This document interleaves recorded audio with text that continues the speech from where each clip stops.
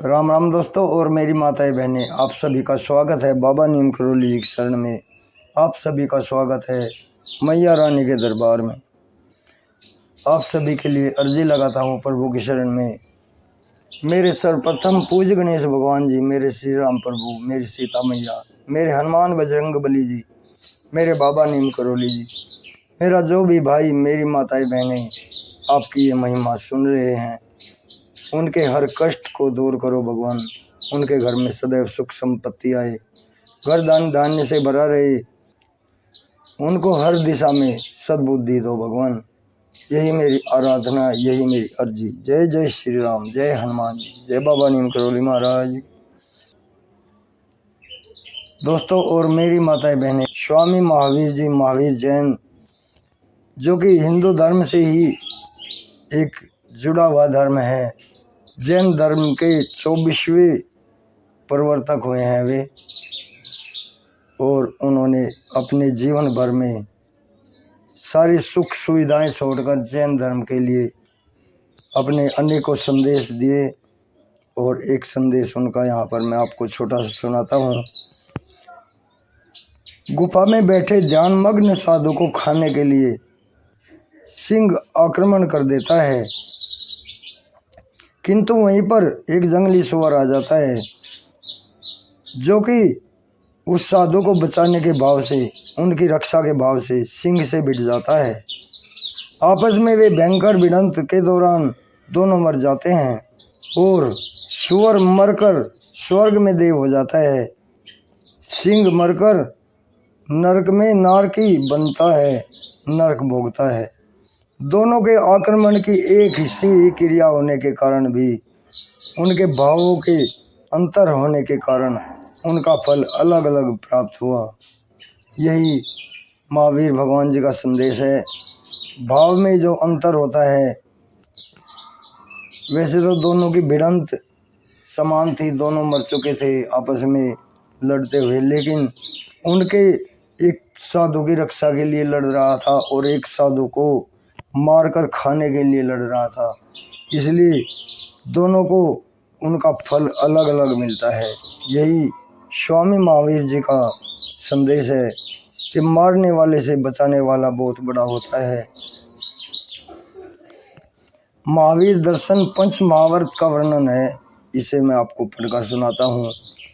तीर्थकार भगवान महावीर ने आत्म कल्याण के लिए 5 महावर्तों का प्रतिपादन किया है।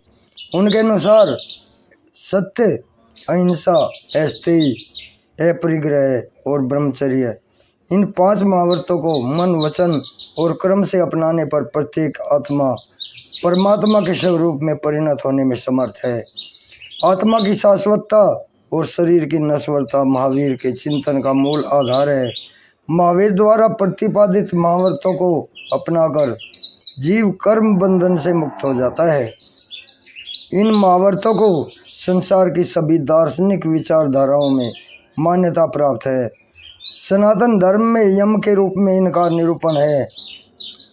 यहाँ संक्षेप में इन्हें प्रस्तुत किया जाता है। सबसे पहले अहिंसा। सब प्राणियों के प्रति सोम की तरह व्यवहार अहिंसा है। जैसा व्यवहार हमें अपने लिए पसंद है, वैसा व्यवहार हम सबके प्रति करें, यह धारणा स्वाभाविक और न्यायपूर्ण है। संसार के सभी प्राणियों को अपना जीवन प्रिय है, मरना किसी को पसंद नहीं है। सुख शांति सब चाहते हैं, दुख वेदना कष्ट पीड़ा कोई नहीं चाहता। इसलिए न तो किसी प्राणी को मारना चाहिए और न ही किसी को पीड़ा पहुंचानी चाहिए। अहिंसा का अर्थ है प्राणी मात्र के प्रति करुणा, प्रेम, दया, सहयोग, वात्सल्य तथा मैत्री भावपूर्ण व्यवहार। किसी प्राणी पर शासन करना, उसे दास बनाना, पीड़ा देना, अशांत करना हिंसा है। यहाँ तक कि किसी का मन दुखाना भी हिंसा ही है। प्राणियों के अतिरिक्त अग्नि, वायु, जल, पृथ्वी और वनस्पति में विद्यमान जीवन के प्रति हमारा व्यवहार अहिंसक रहे, इस पर महावीर ने बहुत जोर दिया है। अहिंसक व्यवहार मनुष्य, अन्य प्राणियों, वनस्पतियों एवं पर्यावरण के सह अस्तित्व के लिए अपरिहार्य है। अब दूसरा है सत्य।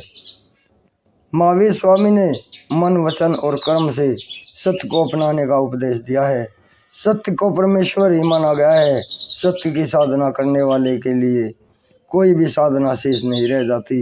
व्यवहार में सत्य एवं अहिंसा का रास्ता जितना सीधा मालूम होता है उतना ही कठिन और तलवार की धार पर चलने जैसा होता है। सत्य जीवन का ध्येय तथा अहिंसा उसे पाने का साधन है।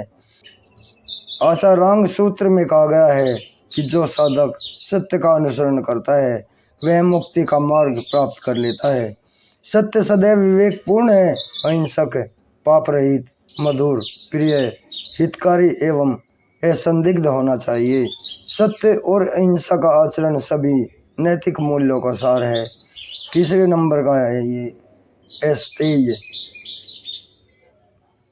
भौतिक साधनों में सुख की संभावना तलाश रहे लोग ये न किन प्रकारेण अधिकाधिक धन अर्जित करने के उपक्रम में व्यस्त रहते हैं और इस दौड़ में हक के बिना ही हड़प लेने के प्रयास में जीवन को कठोरतापूर्ण, तनावपूर्ण एवं कष्टपूर्ण बना रहे हैं। अस्तेय व्रत के माध्यम से महावीर ने यह संदेश दिया है, किसी की भी वस्तु को बिना उसकी अनुमति के एवं बिना अपने हक के प्राप्त नहीं किया जाना चाहिए। आत्मकल्याण की दृष्टि से अस्तेय व्रत की महत्ता असंदिग्ध है। साथ साथ लोक जीवन में भी सुख शांति का रास्ता इसमें निहित है। बिना अनुमति के वस्तु ले लेना तो प्रत्यक्ष रूप से दिखाई देने वाला व्रत भंग है, किंतु जिस चीज की हमें जरूरत नहीं है उसे इजाजत लेकर भी हम अपने कब्जे में रखने का व्रत भंग की श्रेणी में ही आएगा। मन से बिना हक की किसी वस्तु को पाने की अभिलाषा करना चोरी की श्रेणी में आता है। जिस प्रकार उपवास व्रत करने वाला कोई भी व्यक्ति किसी वस्तु को मुंह से तो नहीं खाए किंतु दूर से देखकर स्वाद की कल्पना करे तो भी व्रत भंग होता है, उसी प्रकार अपने अधिकार से परे की वस्तुओं के लिए ललचाना अस्तेय व्रत का भंग ही है। अब चौथे नंबर पे अपरिग्रह है। अपरिग्रह अस्तेय व्रत का ही व्यापक स्वरूप है, जिसे स्वतंत्र महाव्रत के रूप में प्रतिपादित किया गया है। रोटी, कपड़ा, मकान, दवाई, शिक्षा मनुष्य की बुनियादी आवश्यकताएं हैं, किंतु इससे कई गुना अधिक संग्रह करने की प्रवृत्ति को अपरिग्रह व्रत के माध्यम से निषिद्ध किया गया है। वस्तुतः इस विश्व की संपूर्ण संपदा किसी एक व्यक्ति को सौंप दी जाए तब भी वह उससे संतुष्ट नहीं हो सकता।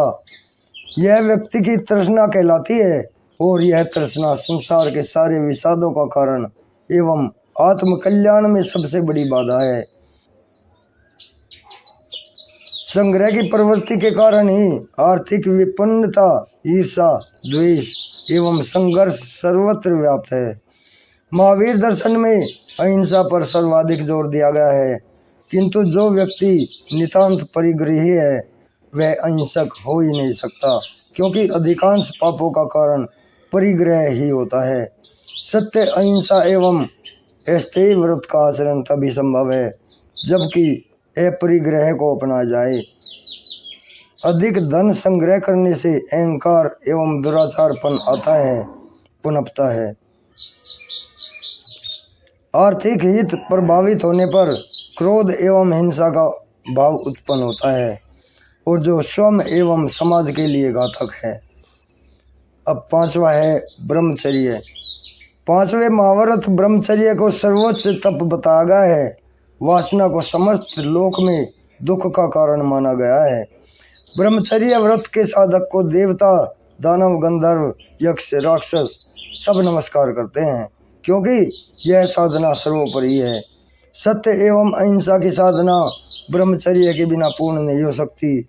सभी इंद्रियों का संयम ही ब्रह्मचर्य का ध्येय को प्राप्त कर सकता है। आंखों से विकार करने वाली दृष्टि, कानों से विकार करने वाला श्रवण, जीभ से विकार उत्पन्न होने वाला स्वाद ग्रहण करना इस व्रत को ध्येय में बाधक बताते हैं। अहिंसा का अर्थ सर्वव्यापी प्रेम है। जब इसे सीमित किया जाए तो यह सर्वव्यापी नहीं रह जाएगा। इसलिए अहिंसा के ध्येय को पाने के लिए ब्रह्मचर्य व्रत की महत्ता बुनियादी है। ब्रह्मचर्य का अर्थ होता है ब्रह्मा की खोज, यानी कि ब्रह्मचर्य का अर्थ होता है ब्रह्मा की सत्य की खोज का आचरण करना। भारतीय दर्शनों में इसे सर्वोपरि स्थान प्राप्त है। प्रत्येक आत्मा अपने कर्मों के अनुसार परिणाम पाती है। क्रोध, मद, माया, लोभ जैसे कयासों में लिप्त हो रहने के बाद उसे मुक्ति के परम आनंद की प्राप्ति नहीं हो पाती। इन कयासों से मुक्त होने के लिए पंच महाव्रत अत्यंत उपादेय है। आत्मकल्याण के लिए आत्मकल्याण के साथ साथ लोक जीवन में सुखी, आनंद पूर्वक एवं संतोषप्रद तनाव मुक्त जीवन के लिए इन व्रतों का पालन श्रेष्ठ परिणामदायी होता है। दोस्तों और मेरी माताएं बहनें, महावीर के ये पंच महाव्रत आपने सुने और कैसे लगे आपको मुझे बताएं। जीवन को जीने की एक दिशा महावीर जी ने दी है। इसमें महावीर दर्शन में पंच महाव्रत के रूप में। चैनल को सब्सक्राइब करें और आगे भी शेयर करें। जय श्री राम, जय बाबा नीम करोली महाराज की, जय श्री हरि विष्णु भगवान की।